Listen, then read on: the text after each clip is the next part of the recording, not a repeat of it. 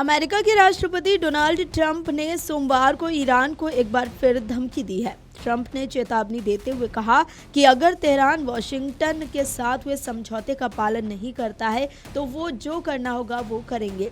बता दें कि ट्रंप पत्रकारों से वार्ता कर रहे थे। इस दौरान बातचीत में ट्रंप ने कहा कि अगर ईरान अपने समझौते से पीछे हटता है या उसका व्यवहार ठीक नहीं रहता है तो वो वही करेंगे जो उनको करना होगा। आपको बता दें कि ट्रंप का ये बयान ऐसे समय में सामने आया है जब स्विट्जरलैंड में अमेरिका और ईरान के बीच बातचीत का दौर खत्म होने के एक दिन बाद राष्ट्रपति डोनाल्ड ट्रंप ने तेहरान को फिर धमकी दी है।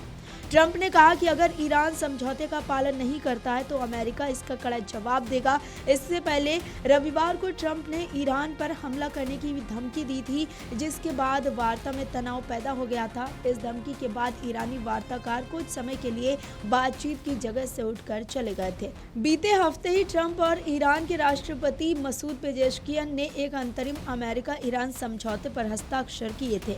इसी समझौते के तहत रविवार को दोनों देशों के प्रतिनिधि स्विट्जरलैंड में बर्गेनस्टॉक में वार्ता करने के लिए मिले थे।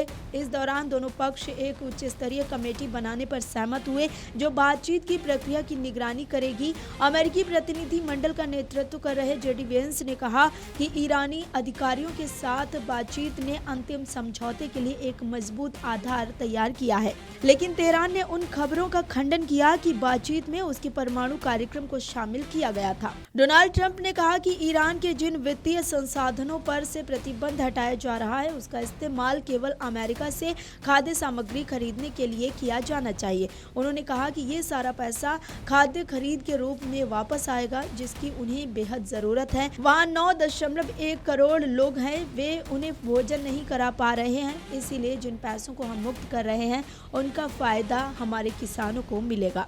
अमेरिका और ईरान के बीच ये समझौता पश्चिम एशिया में 3 महीने से ज्यादा समय तक छिड़े संघर्ष के बाद हुआ है। गौरतलब है कि अमेरिका और इजराइल द्वारा ईरान पर किए गए हमलों में supreme leader Ayatollah Ali Khamenei की मौत के बाद पश्चिम एशिया में संघर्ष छिड़ गया था। इन हमलों के जवाब में ईरान की ओर से इजराइल और उन खाड़ी देशों पर हमले किए गए थे जहां अमेरिकी सैन्य ठिकाने मौजूद थे। पश्चिम एशिया संघर्ष का असर वैश्विक बाजारों पर भी पड़ा है और इससे दुनिया भर में कच्चे तेल की कीमतों में बढ़ोतरी दर्ज की गई थी। हालांकि शांति समझौते पर दोनों देशों की ओर से मुहर लगने के बाद से कच्चे तेल के दामों में गिरावट आई है। इसके बावजूद अभी भी दुनिया के कई देश ऊर्जा संकट से जूझ रहे हैं। Video desk amarujala.com।